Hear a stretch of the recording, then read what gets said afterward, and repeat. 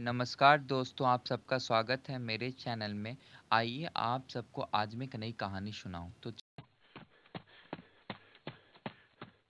अभी सुबह के 6 बजे थे और हल्की-हल्की हवाएँ बह रही थीं। कहीं गौरैयों की चहचहाने की आवाज़ आ रही थी। हमारा गाँव हमारे वीर महाराज अग्रसेन के कारण मुगलों के अधीन नहीं था और मैं उनका सेनापति था। बेटा राघव जा जल्दी नहा ले और मंदिर जाओ क्योंकि आज सोमवार है। और हर बार यह कहे मेरी बचपन की आदत थी कि मैं हर सोमवार महादेव के मंदिर जा उनकी आराधना करता जो हमारे गांव के ठीक पीछे वाले जंगल में था जिसे लोग भैरव जंगल के नाम से जानते थे। मैं भैरव जंगल की ओर निकल गया और मेरे घर से मंदिर 4 किलोमीटर दूर था। तो मैं थोड़ा दौड़ता, उछलता और फुर्ती से किसी तरह 7 बजे मंदिर पहुंच गया। हमारे आदरणीय घनश्याम पंडित जी अभी पूजा कर रहे थे। मैं मंदिर पहुंच शिव जी और घनश्याम पंडित जी को प्रणाम किया। अभी घनश्याम पंडित जी पूजा कर रहे थे। ओम नमः शिवाय। फिर वह पूजा कर उठे और अपने मार्ग पर चल दिए और मैं भी ध्यान करने के लिए दूसरे रूम की ओर बढ़ गया। मंदिर में एकदम शांति था, कोई आवाज़ नहीं, यहाँ तक कि कुत्तों की भौंकने की आवाज़ नहीं आ रही थी। ओम नमः शिवाय, ओम नमः शिवाय, ओम नमः शिवाय। राघव, राघव मेरी मदद करो। एक तीखी चीख मेरे कान पर पड़ी और बार बार गूंजती रही। इतनी रुदन और दुख से ग्रसित थी, मेरा पूरा शरीर शिथिल हो गया। मैं अपनी आंखें खोल नहीं पा रहा था। मेरे माथा इतना गर्म हो गया, पसीना निकलने लगा और मैं वहां बेहोश हो गया। जल्दी से घनश्याम पंडित जी आए और मुझे उठाकर वे वापस मेरे घर की ओर चल पड़े। पता नहीं यह क्या हुआ था मेरे साथ। मेरा माथा दर्द दे रहा था और घनश्याम पंडित जी चिंतित थे। पंडित घनश्याम जी तुरंत मुझे घर लेके आए। माँ मेरा स्वास्थ्य देख बहुत चिंतित हो गई। मैं चुपचाप किसी तरह अपने बेडरूम में चला गया और पंडित घनश्याम जी मेरी माँ से कुछ बात की और वह तुरंत भागकर किचन की ओर गई। मैं अपने बेडरूम की ओर। मैं अचानक मुझे नींद आ गया। तभी डॉक्टर साहब आए और मुझे चेक किए। उन्होंने मेरे स्वास्थ्य को देखा और उन्होंने कितनी 2 बार शायद मेरे माथे को छुआ। मैं बेहोश था। वह फिर यह कर मेरे पिताजी से बात करने गए। उन्होंने मेरे पिताजी से कुछ बात किया और उन्होंने बात कर बोला कि सब ठीक है। परंतु मेरे पिताजी को चिंता थी कि अचानक ऐसा क्यों हुआ। उसी बीच मेरी माँ आती हैं और फिर डॉक्टर साहब चले जाते हैं। मेरी माँ पिताजी से कुछ बात करती हैं और फिर वह मेरे पास आती हैं, मुझे सहलाती हैं और सहला-सहला बताती हैं कि मैं मंदिर में चिल्ला रहा था, महादेव मैं आपको बचाऊँगा, मैं आपको बचाऊँगा, और ऐसा कर मैं बेहोश हो गया था। और फिर मेरी माँ भी चुपचाप वहाँ से चल देती है। अब सब कुछ शांत हो चुका था। अचानक एक परी आती है। वह कुछ मंत्र बोल अचानक उठ जाती है और मुझे नींद आ जाता है। वह सुंदर परी मुझे गहरे समंदर में ले गई जहाँ कोई दिव्य मनुष्य मेरा इंतजार कर रहा था। उसने कहा, राघव तुम ही अब कालासुर से महादेव को बचा सकते हो। राघव, यह कालासुर कौन है और आप कौन? मैं देवदूत पवन हूँ। मैंने ही समंदर की यक्षिणी शकुंतला से कहा था कि वह तुम्हें यहाँ ले आए। करोड़ों वर्ष पहले रावण का भाई कुंभकर्ण जब जीवित था तो अपने तन के मैल से कालासुर नामक राक्षस को जीवित किया और उसे आदेश दिया कि वह महादेव की तपस्या करे। कालासुर पूरे लगन के साथ तपस्या किया और उसकी तपस्या इतनी प्रबल थी कि स्वयं कैलाश पिघलने लगा और ना चाहते हुए शिवजी उसके समक्ष प्रकट हुए और उसे वरदान मांगने को कहा।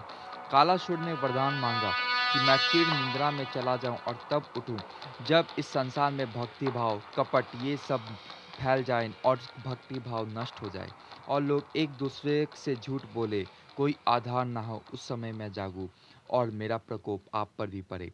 लेकिन शिवजी उसके प्रकोप की बात को नहीं सुन पाए थे और वरदान दे दिया। कलयुग का समय आ चुका है और कालासुर दानव जाग चुका है। वह कैलाश शिवलिंग की ओर बढ़ रहा। राघव, तुम भैरव जंगल के मंदिर जाओ, वह भी ब्रह्म मुहूर्त में। वहाँ तुम्हें सब पता चल जाएगा। मैं तुरंत नेत्र खोला तो अभी घर 4 ही बजे थे, यानी ब्रह्म मुहूर्त का ठीक समय था। मैं मंदिर की ओर भागा, मंदिर की ओर गया। मंदिर के बगल में जो कुआं था वह नीले रंग से जगमग कर रहा था। वह नीले रंग से जगमग कर रहा था, मानो जैसे कोई मणि हो। मैं उसे देखकर हैरान हो गया कि वह कुएं में जो पानी लबालब भरा होता था वह एक सीढ़ी के रूप में परिवर्तित हो गया और मैं तुरंत ही कुएं के तल में पहुंच गया। उसके माध्यम से मैं अपने आप को कैलाश पर्वत पर पाया, जहां नंदी जी बहुत घायल हालत में एक कोने में कैलाश शिवलिंग लिए छुपे थे।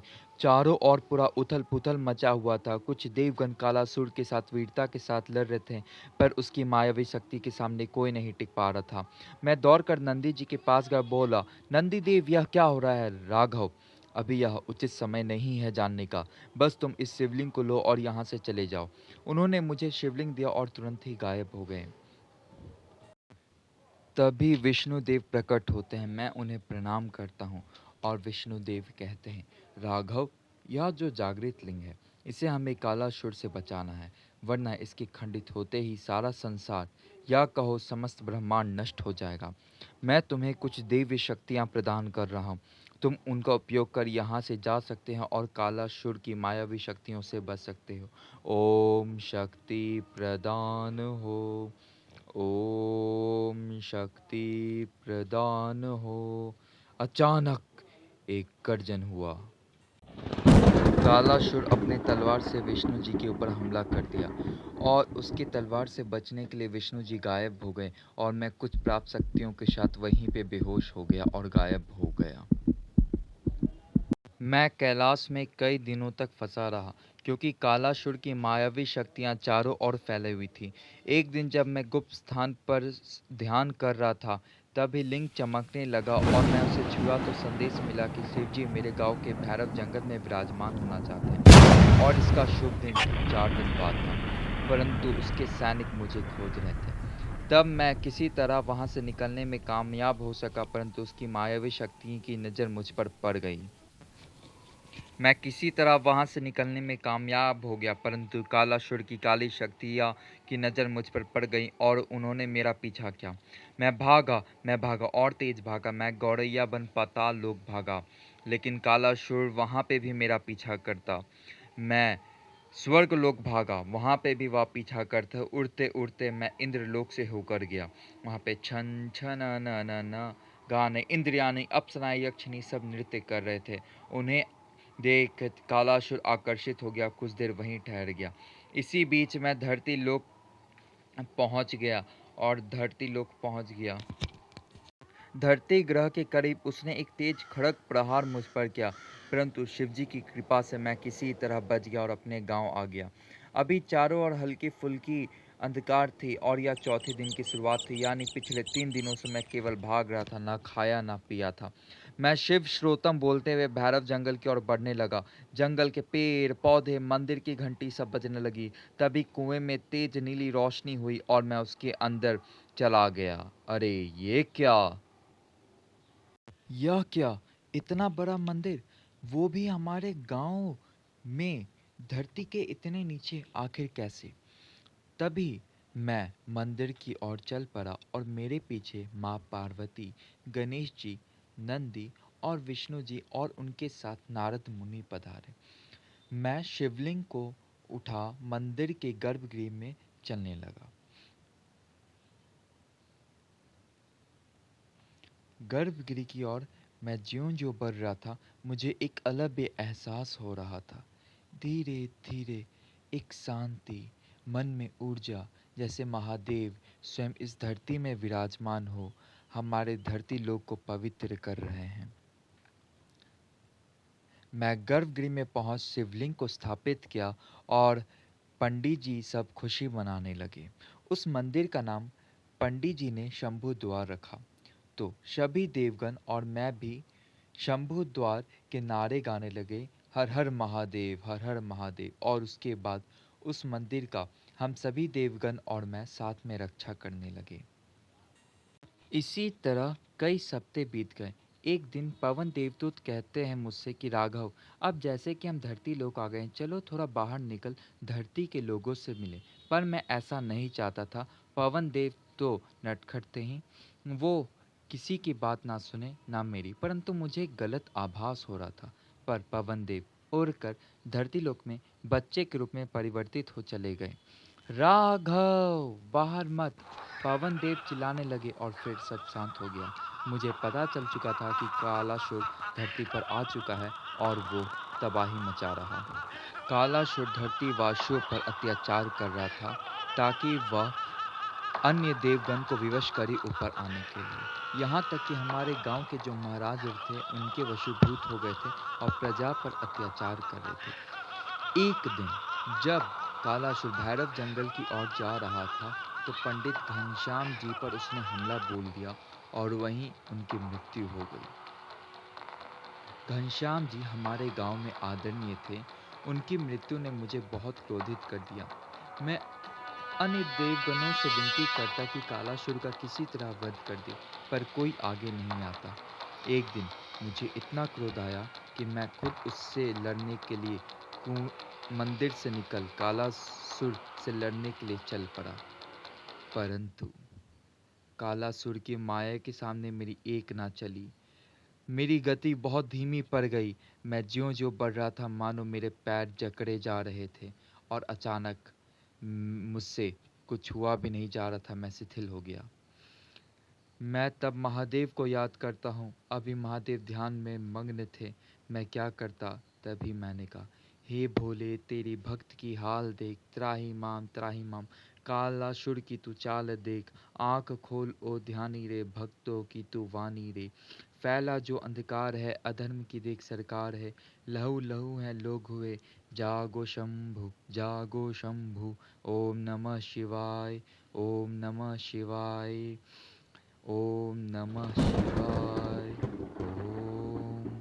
अचानक कुएं की तेज रोशनी हुई और काल भैरव के रूप में महादेव कालासुर की सारी माया को काट कर निगल कर उसकी ओर बढ़ने लगे। कालासुर महादेव की भयंकर रूप को देख भागने लगा। महादेव और कालासुर के बीच में महालड़ाई हो रहा था, प्रचंड विकराल। तभी विष्णु जी वहां आए और उन्होंने संदेश दिया, हे प्रभु, कालासुर का वध होना आपके हाथों असंभव है, क्योंकि उसे आपने ही वरदान दिया था। तो उसकी मृत्यु केवल राघव से ही हो सकती है, क्योंकि राघव ही ऐसा एकमात्र मनुष्य है जो कैलाश शिवलिंग को अपने हाथों से उठाया और शिव द्वार पर उसे स्थापित किया। तभी शिवजी ने मुझे आदेश दिया कि मैं कालासुर का वध करूं। उन्होंने मुझे मैं कालासुर का पीछा करते करते उसके शीश को कलम कर दिया और इसके साथ उसकी माया और उसके अस्तित्व का अंत हो गया। चारों ओर अब शांति थी और महादेव ने सभी आम लोगों को माया से हटा दिया। महीनों बाद महाराज अग्रसेन को मैं इस बारे में बताता हूँ और लगभग 7 सालों बाद वह भव्य मंदिर हमारे समक्ष होता है, जिसकी बनावट और चित्रकारी और शिल्पकारी मानो स्वयं विश्वकर्मा ने की थी।